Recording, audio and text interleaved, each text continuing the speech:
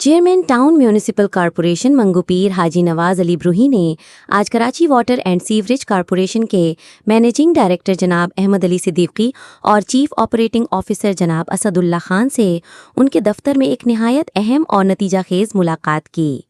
اس ملاقات کا مقصد منگو پیر ٹاؤن کے ان 6 گوٹھوں میں پانی کی بندش کے سنگین اور دیرینہ مسئلے کی نشاندہی اور اس کے فوری حل کے لیے مؤثر اقدامات پر زور دینا تھا۔ مذکورہ گوٹھوں میں پانی کی فراہمی معطل ہے، جس کے باعث وہاں کے مکین شدید مشکلات کا شکار ہیں۔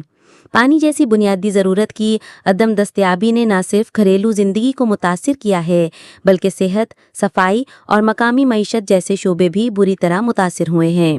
شہری یا تو دور دراز علاقوں سے پانی لانے پر مجبور ہیں یا مہنگے داموں ٹینکر خریدنے پر انحصار کرتے ہیں، جس سے معاشی دباؤ میں بھی اضافہ ہو رہا ہے۔ چیئرمین حاجی نواز علی بروہی نے عوامی شکایات کو سنجیدگی سے لیتے ہوئے واٹر بورڈ کے اعلیٰ حکام سے براہ راست ملاقات کا فیصلہ کیا تاکہ اس اہم مسئلے کا پائیدار اور فوری حل تلاش کیا جا سکے۔ ملاقات کے دوران انہوں نے متاثرہ گوٹھوں کی تفصیلات، ان کی آبادی، پانی کی بندش کی ممکنہ وجوہات اور عوام کو درپیش مشکلات پر مشتمل ایک جامع رپورٹ پیش کی۔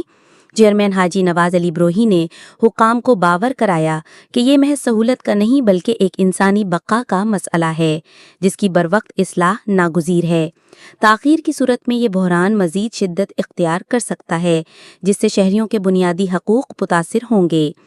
ایم ڈی واٹر بورڈ جناب احمد علی صدیقی اور سی او جناب اسد اللہ خان نے چیئرمین کی گفتگو کو انتہائی توجہ اور سنجیدگی سے سنا اور مسئلے کی سنگینی کا اعتراف کرتے ہوئے مکمل تعاون کی یقین دہانی کرائی۔